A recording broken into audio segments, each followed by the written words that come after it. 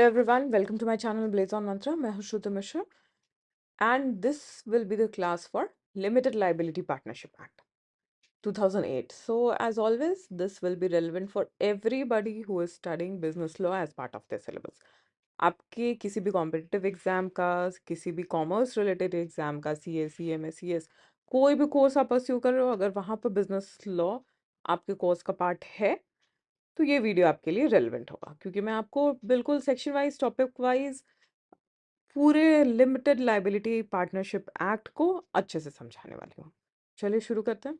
तो ये जो एक्ट है, और जैसा मैंने आपको बताया, रीसेंट एक्ट है, ठीक है। अभी तक हमने जो भी एक्ट्स पढ़े हैं, contract, sale of goods, negotiable instrument, ये बहुत पुराने टाइम की बात है। ओके, वो सारे कॉन्सेप्ट्स ही बहुत 2-3 सेंचुरीज से बिजनेस वर्ल्ड में प्रेवलेंट थे। उनको लॉ बनाया गया, उस लॉ को बने हुए भी 100 साल से अधिक हो चुके हैं। लेकिन ये जो कॉन्सेप्ट है लिमिटेड लाइबिलिटी पार्टनरशिप, ये नया कॉन्सेप्ट है, ठीक है। 20th सेंचुरी का इसको कॉन्सेप्ट मान सकते हैं, या ये भी कह सकते हैं कि ये 21st सेंचुरी का कॉन्सेप्ट है, जहाँ पर पार्टनरशिप के जो प्रॉपर्टीज हैं या जो कैरेक्टरिस्टिक फीचर्स हैं वो तो प्रेजेंट हैं, साथ ही में कंपनीज में जो फीचर्स हैं, जो बेनिफिशियल पर्पसेस के लिए कंपनी को बनाया गया, कंपनी के आइडिया को कंसीव किया गया, वो सारी चीजें भी यहाँ पर प्रेजेंट है। तो इस दोनों बिजनेस आइडियाज को कंबाइन करके जो फॉर्मेट तैयार हुआ वो था लिमिटेड लाइबिलिटी पार्टनरशिप। अब ये जो एक्ट है, लिमिटेड लाइबिलिटी पार्टनरशिप एक्ट, ये इनैक्ट हुआ है 9 जनवरी 2009 से, ठीक है। इस दिन से ये लागू हुआ है। टोटल 81 सेक्शंस हैं यहाँ पर और 4 शेड्यूल्स आपको मिलेंगे। शेड्यूल्स मेनली डिस्क्राइब करते हैं कैसे एलएलपी को दूसरे फॉर्म ऑफ बिजनेस में कन्वर्ट कर सकते हैं, और कैसे दूसरे फॉर्म ऑफ बिजनेसेस को, जैसे कि कंपनीज को या पार्टनरशिप को, एलएलपी में कन्वर्ट कर सकते हैं। ओके, इसका जो एडमिनिस्ट्रेशन है वो मिनिस्ट्री ऑफ कॉर्पोरेट अफेयर्स करता है, और रजिस्ट्रार ऑफ कंपनीज के हाथ में ही सब कुछ है यहाँ पर भी। फिर 2021 में इसको फिर से थोड़ा बहुत अमेंड किया गया है। वो सारी चीज़ें जो भी नया एडिशन है वो सब हम देखेंगे। बेसिकली आप देखोगे पार्टनर्स का जो डेफिनेशन है वो थोड़ा चेंज हुआ है, तो जो न्यू डेफिनेशन है हम उसके हिसाब से ही चलेंगे। तो एक बार एक शॉर्ट ओवरव्यू देख लेते हैं कि सारे जो 4 शेड्यूल्स हैं वो किसके बारे में बात करते हैं। फर्स्ट शेड्यूल बताता है mutual rights and duties of partners का in LLP in absence of formal agreement. मतलब अगर एलएलपी में अग्रीमेंट नहीं है पार्टनर्स के बीच में, तो पार्टनर्स की क्या राइट्स एंड ड्यूटीज होगी, वो फर्स्ट शेड्यूल बताता है। और एलएलपी में अग्रीमेंट की क्यों ज़रूरत है, क्योंकि हमें पता है कि पार्टनरशिप में पार्टनर्स की जो राइट्स एंड ड्यूटीज़ है वो कैसे डिटरमाइन होती है, पार्टनरशिप अग्रीमेंट से ही डिटरमाइन होती है। तो यहाँ पर भी एलएलपी अग्रीमेंट की ज़रूरत है। सेकेंड शेड्यूल कहता है conversion of a firm into LLP. Partnership firm को एलएलपी में कैसे कन्वर्ट करना है। थर्ड शेड्यूल बताता है about conversion of private company into LLP. और फोर्थ शेड्यूल बताता है अनलिस्टेड पब्लिक कंपनी को कैसे एलएलपी में कन्वर्ट कर सकते हैं। अब इन सबको कन्वर्ट करने का जो प्रोसीजर है वो सारी चीज़ें यहाँ पर दी गई। अब डिस्कस करते हैं कि ये लिमिटेड लाइबिलिटी पार्टनरशिप क्या कॉन्सेप्ट है, लीगली किस कॉन्सेप्ट को ये रिप्रेजेंट करता है। तो ये तो मैंने आपको ऑलरेडी बताया कि ये एक न्यू बिजनेस करने का तरीका है, ठीक है। बिजनेस को एक लीगल फॉर्मेट में करने का नया तरीका है। पहले 2 ही तरीके थे, एक पार्टनरशिप था, एक कंपनी थी। अब इन दोनों को कंबाइन करके, दोनों के बेनिफिट्स को कंबाइन करके एक नया तरीका बनाया गया है एलएलपी। अब यहाँ पे पार्टनरशिप की फ्लेक्सिबिलिटी भी है। क्या फ्लेक्सिबिलिटी है पार्टनरशिप में? पार्टनर्स अपने टर्म्स एंड कंडीशंस को डिटरमाइन करते हैं कि वो कैसे बिजनेस चलाना चाहते हैं। कंपनी में क्या होता है, आपने देखा है कि कंपनीज एक्ट जो है वो कंपनी के बारे में बहुत कुछ बताता है, कैसे चलाना है उसके बारे में, हर एस्पेक्ट को रेगुलेट करता है कंपनीज एक्ट। जबकि पार्टनरशिप एक्ट में ऐसा नहीं है, पार्टनर्स ही डिटरमाइन करते हैं कि उनको अपना बिजनेस कैसे चलाना है। तो फ्लेक्सिबिलिटी है यहाँ पे पार्टनरशिप का, लेकिन कंपनी का बेनिफिट है। कंपनी का बेनिफिट क्या है कि कंपनी में लाइबिलिटी लिमिटेड होती है, मेंबर्स की, शेयर होल्डर्स की। जबकि पार्टनरशिप में क्या होता है, लाइबिलिटी लिमिटेड नहीं होती है। प्रॉफिट हो या लॉस हो, लाइबिलिटी हर पार्टनर की पूरी होती है। अब यहाँ पे कंपनी का एक और बेनिफिट है कि ये सेपरेट लीगल एंटिटी है। जैसे कंपनी एक सेपरेट लीगल एंटिटी है, वैसे ही एलएलपी भी एक सेपरेट लीगल एंटिटी है, जिसका अपना एसेट्स हो सकता है, अपनी लाइबिलिटीज हो सकती है, अपनी राइट्स एंड ड्यूटीज होगी उसकी। तो ये कंपनी और पार्टनरशिप का हाइब्रिड है, ठीक है। एक नया फॉर्म है, दोनों के कुछ कुछ एलिमेंट्स को मिलाकर एक नया बिजनेस फॉर्मेट है, जो कि काफी हेल्पफुल है स्मॉल टाइप के बिजनेसेस को चलाने के लिए। तो जैसा कि मैंने आपको बताया, क्या इसकी ज़रूरत है, इस नए कॉन्सेप्ट की क्यों ज़रूरत है? इकोनॉमिक ग्रोथ को कंट्रीब्यूट करने के लिए, इकोनॉमिक ग्रोथ को और एक्सेलरेट करने के लिए। क्योंकि जहाँ पर आप एक तरफ देखो कि कंपनी को बनाना काफ़ी खर्चीला प्रोसेस है, बहुत सारे लीगल फॉर्मेलिटीज़ हैं जिसको पूरा करना होता है, और बिजनेस भी आपका बड़े स्केल पर होना चाहिए, तब आप इतनी सारी फॉर्मेलिटीज़ को पूरी कर पाओगे, उतना आपके पास कैपिटल भी होना चाहिए। पार्टनरशिप का क्या प्रॉब्लम है? पार्टनरशिप में लाइबिलिटी जो है वो अनलिमिटेड है। तो किसी पर्सन के पास अगर इतना सारा कैपिटल नहीं है और कंप्लीट रिस्क टेकिंग कैपेसिटी भी नहीं है, तो उसके लिए क्या बेस्ट ऑप्शन है? उसके लिए बेस्ट ऑप्शन है एलएलपी।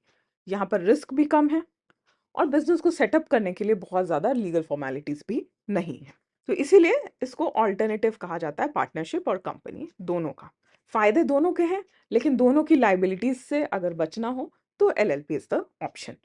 तो यहाँ पर जनरली जो प्रोफेशनल एक्सपर्टीज वाले लोग हैं या नए नए एंटरप्रेन्योर्स हैं, वो एलएलपी स्टैब्लिश करके अपने बिजनेस को शुरू कर सकते हैं, इजीली शुरू कर सकते हैं। इसीलिए यहाँ पे स्कोप है फ्लेक्सिबिलिटी का, इनोवेशन का और एफिशिएंसी का। ठीक है, एक मीडियम स्केल के बिजनेस को अगर कोई मैनेज करना चाहता है लेकिन पर्सनल लाइबिलिटी भी नहीं चाहता है 100%, तो वैसे सिचुएशन में LLP is the best option. तो आप जनरली देखोगे सीए फर्म्स, एडवोकेट्स के फर्म्स, लॉयर्स के फर्म्स, इस तरह के, या फिर कोई लोग जो साइंटिफिक रिसर्च में इन्वॉल्व हो, इस तरह के प्रोफेशनल एक्सपर्टीज वाले लोग जनरली एलएलपी फॉर्म करते हैं अपने बिजनेस के लिए। अब एलएलपी एक्ट में इन सारे बेसिक कॉन्सेप्ट्स को समझने के बाद जो सबसे इम्पोर्टेंट है वो है एक्ट में दिए गए डेफिनेशंस। डेफिनेशंस क्यों इम्पोर्टेंट है? एक्ट में दिए गए डेफिनेशंस इसलिए इम्पोर्टेंट है क्योंकि यहाँ पर कुछ जो टर्म्स हैं उनका कुछ डिफरेंट मीनिंग है अकॉर्डिंग टू द एक्ट, और वो टर्म्स आपको बार बार मिलेंगे इस एक्ट में यूज किए हुए। ठीक है, तो उन टर्म्स से आपको क्या मतलब समझना है, उसके लिए डेफिनेशंस का पार्ट बहुत इंपॉर्टेंट है। तो सेक्शन 2(1)(a) जो बताता है एड्रेस। एड्रेस का मतलब पार्टनर्स का एड्रेस। ठीक है, एलएलपी के जितने पार्टनर्स हैं उनका एड्रेस। बॉडी कॉर्पोरेट कौन है? अब बॉडी कॉर्पोरेट जो टर्म है ये काफ़ी इंपॉर्टेंट है, ये आप देखोगे जब हम पार्टनर्स को डिफाइन करेंगे तो ये कैसे काम आएगा। तो बॉडी कॉर्पोरेट जो टर्म है ये इंक्लूड करता है एलएलपीज को, डोमेस्टिक और फॉरेन दोनों, उसके बाद कुछ और अदर एंटिटीज को। तो किन को इंक्लूड करता है? एलएलपी, फॉरेन एलएलपी और फॉरेन कंपनी। ठीक है, ये सब बॉडी कॉर्पोरेट कहलाएंगे इस एक्ट के अंदर। लेकिन क्या इंक्लूड नहीं करता है? कॉर्पोरेशन सोल, कोऑपरेटिव सोसाइटीज और कोई भी बॉडी कॉर्पोरेट जिस जो कि सेंट्रल गवर्नमेंट के नोटिफिकेशन या सेंट्रल गवर्नमेंट के एक्ट के अंदर बना हो। तो ये बॉडी कॉर्पोरेट में क्या आता है और क्या नहीं आता है ये याद रखना काफी इंपॉर्टेंट है। बिजनेस का मतलब यहाँ पे कोई भी ट्रेड, प्रोफेशन, सर्विस, ऑक्यूपेशन सब कुछ होगा। चार्टर्ड अकाउंटेंट कौन होगा? जैसा कि चार्टर्ड अकाउंटेंट एक्ट में डिफाइन किया गया है। डेजिग्नेटेड पार्टनर कौन होंगे?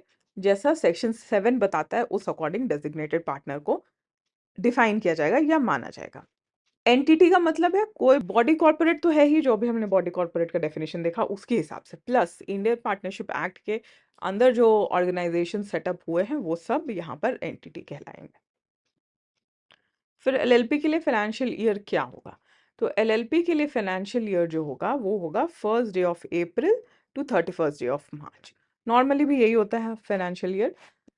However, in the case of LLP incorporated after 30th December of a year, किसी भी साल में अगर 30th दिसंबर के बाद LLP को इनकॉर्पोरेट करवाया गया है तो उसका फाइनेंशियल ईयर कब एंड करेगा? नेक्स्ट ईयर के 31st डे ऑफ मार्च को। ठीक है, जैसे कोई LLP 2023 में 30 सितंबर को अगर स्टैब्लिश किया गया, इनकॉर्पोरेट करवाया गया है, तो उसके लिए फाइनेंशियल ईयर एंड कब होगा? 2024 का 31st मार्च नहीं, 2025 का 31st मार्च। ओके, यही चीज आप यहाँ पर इस एग्जाम्पल में देख सकते हो। फॉरेन एलएलपी जिस किसको कहेंगे? फॉरेन कंपनी की तरह जो इंडिया के बाहर किसी कंट्री में इनकॉर्पोरेट हुआ हो, किसी और कंट्री के एलएलपी एक्ट के अंदर इनकॉर्पोरेट हुआ हो। एलएलपी का क्या डेफिनेशन है? तो एलएलपी का कोई खास डेफिनेशन यहाँ पर नहीं दिया गया है, सिर्फ यही बताया गया कि एलएलपी क्या है। ऐसा कोई भी पार्टनरशिप बिजनेस जो इस एक्ट के अंदर फॉर्म हुआ है। ठीक है, जो एलएलपी इस एक्ट के अंदर रजिस्टर्ड हुआ है उसी को हम एलएलपी कहेंगे इंडिया में। जो बाहर के कंट्री में रजिस्टर हुआ है उसको हम फॉरेन एलएलपी कहेंगे। लिमिटेड लायबिलिटी पार्टनरशिप अग्रीमेंट क्या है? कोई भी रिटन एग्रीमेंट जो कि पार्टनर्स और एलएलपी के बीच में हो, ठीक है, जो पार्टनर्स और एलएलपी के बीच के रिलेशनशिप को डिटरमाइन करता हो, डिफाइन करता हो, वैसे अग्रीमेंट को हम एलएलपी अग्रीमेंट कहेंगे। ओके, तो यहाँ पर चूंकि एलएलपी में लिमिटेड लाइबिलिटी है और एलएलपी इसी की वजह से एक एंटिटी है, खुद एक लीगल एंटिटी है, तो यहाँ पर पार्टनरशिप की तरह एक अग्रीमेंट नहीं, दो अग्रीमेंट होगा। एक तो एलएलपी और सारे पार्टनर्स का हो गया, ठीक है, दूसरा अग्रीमेंट सारे पार्टनर्स का आपस का अग्रीमेंट। ओके, तो दो अग्रीमेंट्स होते हैं यहाँ पर। लेकिन एलएलपी अग्रीमेंट कौन है, मेन अग्रीमेंट कौन सा है, जो एलएलपी और पार्टनर्स के बीच में है। नेम, एलएलपी का जो नाम होगा उसके बारे में इनकॉर्पोरेशन के प्रोविजन में दिया हुआ है। यहाँ पर नाम जो है वो पार्टनर्स के नाम की बात कर रहा है। If an individual his four name, middle name, surname, और अगर कोई बॉडी कॉर्पोरेट है तो वो बॉडी कॉर्पोरेट का जो रजिस्टर्ड नाम है वो। अभी जब हम पार्टनर्स देखेंगे तो आप देखोगे कि एलएलपी के पार्टनर्स सिर्फ इंडिविजुअल पर्सन्स नहीं, फर्म्स, पार्टनरशिप फर्म भी हो सकता है, कोई कंपनी भी हो सकती है, ये हमने बॉडी कॉर्पोरेट के डेफिनेशन में देखा है। तो इसीलिए जब कोई फर्म है तो वो नाम वहां पर क्या होगा, फर्म का जो रजिस्टर्ड नेम है वो, कोई कंपनी है तो उसका जो रजिस्टर्ड नाम है वो। यहाँ पर सेंट्रल गवर्नमेंट एक रीजनल डायरेक्टर अपॉइंट करेगा। फिर रजिस्ट्रार यहाँ पर कौन होगा, कंपनीज एक्ट के अंदर जिसको रजिस्ट्रार अपॉइंट किया गया है वो। अब यहाँ पर एक और नया जो कॉन्सेप्ट आया है रिसेंटली वो है स्मॉल लिमिटेड लाइबिलिटी पार्टनरशिप का। It means a limited liability partnership the contribution of which does not exceed 25 lakh rupees और such higher amount not exceeding 5 crore rupees as may be prescribe. तो ऐसा लिमिटेड लाइबिलिटी पार्टनरशिप जहाँ पर contribution जो है वो 25 लाख से लेकर 5 करोड़ के बीच में है। टर्नओवर इसका कितना होगा, 40 लाख से लेकर 50 करोड़ के बीच में, which meets such other requirement as may be prescribed and fulfills such terms and conditions as may be prescribed। तो अभी स्मॉल लिमिटेड लाइबिलिटी पार्टनरशिप जो है उसके बारे में अभी ज़्यादा डिटेल्स आए नहीं हैं। ये बेसिक क्राइटेरिया उसको कह सकते हैं, अभी के लिए ये रखा गया है कि जो कंट्रीब्यूशन है वो 25 लाख से लेकर 5 करोड़ के बीच में होना चाहिए, टर्नओवर जो है वो 40 लाख से लेकर 50 करोड़ के बीच में होना चाहिए, तब उसको स्मॉल एलएलपी टर्म करेंगे। ट्रिब्यूनल यहाँ पर कौन होगा, तो यहाँ पर भी जो ट्रिब्यूनल है वो कंपनी लॉ ट्रिब्यूनल ही है। तो जुरिस्डिक्शन या अथॉरिटी किसका है इस एक्ट के ऊपर, वो कंपनी लॉ ट्रिब्यूनल का ही है। अब यहाँ पे कुछ जो ध्यान देने वाली बातें हैं वो है कि words and expression used and not defined in this act but defined in companies act 2013 have the meanings respectively assign to them in that act. ठीक है, ऐसा कोई भी टर्म आपको मिलता है इस एक्ट में जिसका डेफिनेशन या इस एक्ट में नहीं दिया गया और उसको अगर कंपनीज एक्ट में डिफाइन किया गया तो उसका क्या मीनिंग निकाला जाएगा, जो कंपनीज एक्ट में दिया गया है वही। और पार्टनरशिप एक्ट का कोई भी प्रोविजन एलएलपी को अप्लाई नहीं होता है। अगर कोई प्रोविजन कम पार्टनरशिप एक्ट का एलएलपी पे अप्लाई करना है तो गवर्नमेंट उसके लिए, सेंट्रल गवर्नमेंट अलग से नोटिफिकेशन निकालेगी। अब एलएलपी के बिजनेस टाइप को समझने के लिए जरूरी है एलएलपी के कैरेक्टरिस्टिक्स को समझना। तो एलएलपी क्या है, पहला तो ये बॉडी कॉर्पोरेट है, ठीक है, और बॉडी कॉर्पोरेट होने की वजह से इसका ये सेपरेट लीगल एंटिटी है, सेपरेट लीगल एंटिटी से ये परपेचुअल सक्सेशन भी इसके पास है अंडर सेक्शन 3।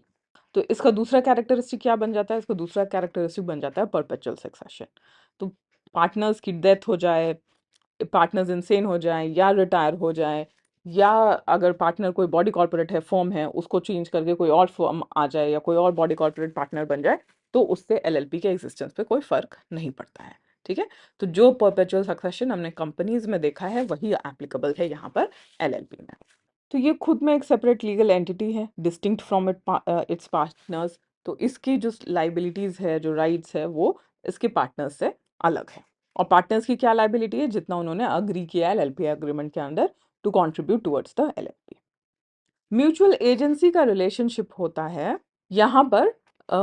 म्यूचुअल एजेंसी का जो रिलेशनशिप है, जैसा हमने पार्टनरशिप में देखा है कि सारे पार्टनर्स एक दूसरे के म्यूचुअल एजेंट्स होते हैं, वो यहाँ पर एग्जिस्ट नहीं करता है। ठीक है, पार्टनर्स एक दूसरे के म्यूचुअल एजेंट्स नहीं है, पार्टनर्स सिर्फ एलएलपी के एजेंट्स हैं।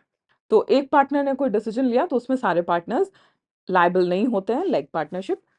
पार्टनर्स जो डिसीजन ले रहे हैं एलएलपी के बिहाफ में, वहां पर LLP will be bound under the relationship of agency. LLP agreement से राइट्स एंड ड्यूटीज गवर्न होती है पार्टनर्स और एलएलपी के बीच। और इससे क्या फायदा होता है? इससे फायदा ये होता है कि फ्लेक्सिबिलिटी आती है कि पार्टनर्स अपने बिजनेस को कैसे चलाना चाहते हैं। और अगर अग्रीमेंट नहीं है इनके पास तो फिर schedule 1 of the LLP act apply होता है। तो अभी हमने जितने भी कैरेक्टरिस्टिक्स देखे हैं उससे ये बात तो हमें क्लियर हो गई है कि एलएलपी जो है वो आर्टिफिशियल लीगल पर्सन है। लीगल पर्सन है लेकिन ह्यूमन बीइंग नहीं है, वो एक आर्टिफिशियल लीगल पर्सन है। कॉमन सील का ऑप्शन एलएलपी के पास भी है, वो चाहे तो यूज कर सकता है, लेकिन दो डेजिग्नेटेड पार्टनर्स के प्रेजेंस में ही एलएलपी में कॉमन सील यूज किया जा सकता है। लाइबिलिटी यहाँ पर पार्टनर्स की लिमिटेड होती है और यही हम इतने देर से डिस्कस कर रहे हैं। बिजनेस को कैसे मैनेज करना है, कैसे चलाना है, इसके बारे में एलएलपी एक्ट ज्यादा कुछ नहीं बताता है, just like partnership act and unlike companies act जैसे बिल्कुल डिटेल बताता है कि मेमोरेंडम ऐसा होना चाहिए, आर्टिकल ऑफ एसोसिएशन ऐसा होना चाहिए, मीटिंग्स कब होने चाहिए, मीटिंग्स में जो डिसाइड होगा वो कैसा होना चाहिए, तो वो सारी चीजें एलएलपी नहीं बताता है। एलएलपी एक्ट वो पार्टनर्स के ऊपर डिपेंड करता है कि वो अपने अग्रीमेंट के हिसाब से बिजनेस को किस तरीके से चलाना चाहते हैं, इसीलिए यहाँ पर फ्लेक्सिबिलिटी है। मैक्सिमम और मिनिमम नंबर ऑफ पार्टनर्स की बात करें तो एटलीस्ट 2 पार्टनर्स की जरूरत है, just going by the basics of contract act. और दो डेजिग्नेटेड पार्टनर्स की यहाँ पर नीड होती है। अभी जब हम पार्टनर्स को डिस्कस करेंगे अंडर सेक्शन 7, तब आप देखोगे कि डेजिग्नेटेड पार्टनर्स जो हैं वो एलएलपी में मोस्ट इंपॉर्टेंट रोल प्ले करते हैं। और मैक्सिमम लिमिट कुछ भी नहीं है पार्टनर्स के ऊपर। बिजनेस यहाँ पर क्या होना चाहिए? बिजनेस ओनली फॉर प्रॉफिट होना चाहिए, जैसा कि पार्टनरशिप एक्ट में भी है। ठीक है, तो लॉफुल प्रॉफिट मेकिंग बिजनेस के लिए एलएलपी को स्टैब्लिश किया जा सकता है। एलएलपी के मैटर्स में इन्वेस्टिगेट करने की अथॉरिटी सेंट्रल गवर्नमेंट के पास है। कोई भी मर्जर, अरेंजमेंट, कॉम्प्रोमाइज कुछ भी होगा तो वो सब एलएलपी एक्ट के अकॉर्डिंग होना चाहिए। अब मैंने आपको बताया कि जो शेड्यूल 234 है वो ये बताते हैं कि किस तरीके से फर्म, प्राइवेट कंपनी या अनलिस्टेड कंपनी को एलएलपी में कन्वर्ट किया जा सकता है। तो यहाँ पर conversion of different business into LLP possible है। और इनकॉर्पोरेशन के टाइम और बाकी भी जो इन्फॉर्मेशन रजिस्ट्रार ऑफ कंपनीज को देना होता है उस टाइम पर ई फाइलिंग ऑफ डॉक्यूमेंट्स की फैसिलिटी एलएलपी एक्ट के अंदर है। तो अभी हमने बहुत सारे जो एलएलपी के कैरेक्टरिस्टिक्स को डिस्कस किया है वो सब आप यहाँ पर फॉर रिविजन पर्पज शॉर्ट में देख सकते हो एट अ ग्लांस। क्या क्या एडवांटेजेस हैं एलएलपी फॉर्म करने से? तो पहला तो ऑर्गेनाइजेशन और ऑपरेशन दोनों इजी है क्योंकि अग्रीमेंट पे बेस्ड है, पार्टनर्स पे डिपेंड करता है कि वो कैसे करना चाहते हैं। फ्लेक्सिबिलिटी है, लीगल प्रोसीजर भी है पार्टनर्स को प्रोटेक्शन प्रोवाइड करने के लिए, और प्रोसीजर जो है वो बहुत ज़्यादा कॉम्प्लिकेटेड नहीं। इसका फॉर्मेशन और रेजोल्यूशन दोनों ही इजी है। पार्टनर्स जो है उनकी लाइबिलिटी लिमिटेड है, सबसे अच्छी बात यहाँ पर यही है। और जो फाइलिंग प्रोसीजर है वो ई फाइलिंग प्रोसीजर है, तो पार्टनर्स को ज़्यादा किसी झंझट में पड़ने की ज़रूरत नहीं है for formation and running of an LLP. अब आता है एलएलपी के मोस्ट इंपॉर्टेंट एस्पेक्ट पे जो कि है पार्टनर्स। तो पार्टनर्स को पहले डिफाइन किया गया सेक्शन 5 में। एनी इंडिविजुअल और बॉडी कॉर्पोरेट में बी पार्टनर इन एलएलपी। ठीक है, कोई इंडिविजुअल पर्सन हो सकता है या बॉडी कॉर्पोरेट हो सकता है। अब जैसा कि मैंने आपको कहा था कि अब बॉडी कॉर्पोरेट कौन होगा इस एक्ट के अंदर, जो हमने डेफिनेशन क्लॉज में देखा है। अब एक इंडिविजुअल पार्टनर कब बन नहीं सकता है? अगर वो अनसाउंड माइंड का हो, इंसॉल्वेंट हो, या उसका इंसॉल्वेंसी पिटिशन किसी कोर्ट में पेंडिंग हो। ठीक है, तो यहाँ पर अगर आप देखो तो individuals, residents including non resident Indians and overseas citizen of India as well as foreign nationals, ये सब एलएलपी में पार्टनर्स बन सकते हैं। दूसरी एलएलपी पार्टनर बन सकती है, कंपनीज बन सकती है including foreign companies, foreign LLP भी पार्टनर्स बन सकते हैं। फॉरेन एलएलपीज जो हैं वो भी पार्टनर्स बन सकते हैं और फॉरेन कंपनीज भी पार्टनर्स बन सकती हैं। सिर्फ कॉपरेटिव सोसाइटी, कॉरपोरेशन, सोल और कोई ऐसा कॉरपोरेट बॉडी है जो कि सेंट्रल गवर्नमेंट ने नोटिफाई किया है कि वो एलएलपी का पार्टनर नहीं बन सकता है, तो वो एलएलपी के पार्टनर नहीं बन सकते हैं। अब पार्टनर्स की रिक्वायरमेंट की बात करते हैं, तो 2 पार्टनर्स तो होने चाहिए, ये हमने अभी भी डिस्कस किया है कैरेक्टरिस्टिक में।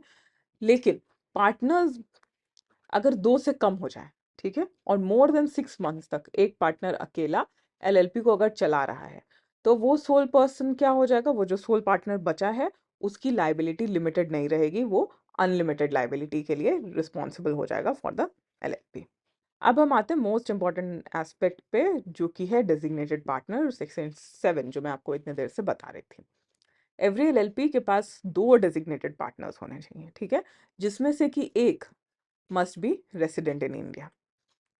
अब डेजिग्नेशन जो है, किसको डेजिग्नेटेड पार्टनर बनाया जा रहा है, ये कहाँ पे मेंशन होगा, ये एलएलपी अग्रीमेंट में मेंशन होगा, और इनकॉर्पोरेशन डॉक्यूमेंट में भी वो रजिस्ट्रार के पास फाइल करना होता है कि डेजिग्नेटेड पार्टनर किसको बनाया जा रहा है। जिसको भी डेजिग्नेटेड पार्टनर बनाया जा रहा है उसका कंसेंट ज़रूरी है, उससे परमिशन लेना ज़रूरी है कि तुम बनना चाहते हो या नहीं। और जो डेजिग्नेटेड पार्टनर का डिटेल्स है वो रजिस्ट्रार को 30 डेज ऑफ अपॉइंटमेंट के विद इन सारा कुछ पहुंचा देना होता है, मतलब फाइल कर देना होता है। डेजिग्नेटेड पार्टनर्स को एक designated partner identification number DPIN central government से लेना होता है। जैसे हमने कंपनी के केस में देखा है कि डायरेक्टर्स को लेना होता है डायरेक्टर आइडेंटिफिकेशन नंबर, यहाँ पर डेजिग्नेटेड पार्टनर्स को वो नंबर लेना होता है। अब डेजिग्नेटेड पार्टनर्स से रिलेटेड एक और ज़रूरी जो एस्पेक्ट है कि एलएलपी में जो डेजिग्नेटेड पार्टनर्स हैं वही बाकी पार्टनर्स के रिप्रेजेंटेटिव्स हैं टू रन द बिजनेस। ठीक है, तो बिजनेस कैसा चल रहा है, क्या डिसीजंस लिए जा रहे हैं, उनके लिए ज़्यादा रिस्पॉन्सिबल कौन होता है, ये दो डेजिग्नेटेड पार्टनर्स ही रिस्पॉन्सिबल होते हैं। ओके, डायरेक्टली रिस्पॉन्सिबल वही होते हैं। और अभी मैंने आपको बताया कि डेजिग्नेटेड पार्टनर जो है वो एक पार्टनर कम से कम रेसिडेंट इन इंडिया होना चाहिए। तो रेसिडेंट इन इंडिया का क्या मतलब है, a person who has stayed in India for period of not less than 120 days during the financial year. ठीक है, तो प्रीवियस फाइनेंशियल ईयर में डिजिग्नेटेड पार्टनर जिसको बनाया जा रहा है उसमें से कम एक पर्सन कम से कम 120 डेज तक इंडिया में रहा हो, तभी वो डेजिग्नेटेड पार्टनर बन सकता है। अब डेजिग्नेटेड पार्टनर्स जो है वो सिर्फ इंडिविजुअल्स होते हैं। ठीक है, बॉडी कॉर्पोरेट्स को डेजिग्नेटेड पार्टनर नहीं बनाया जाता है। तो हम यहाँ पर एग्जांपल्स देखते हैं डेजिग्नेटेड पार्टनर से रिलेटेड। LLP हैज 3 पार्टनर्स, एक इंडिविजुअल है, 2 बॉडी कॉर्पोरेट्स हैं। तो यहाँ पर mister x and 1 nominee of any body corporate shall be designated partners. ठीक है, 3 पार्टनर्स हैं जिसमें से कि एक ही ह्यूमन बीइंग है और 2 बॉडी कॉर्पोरेट्स हैं।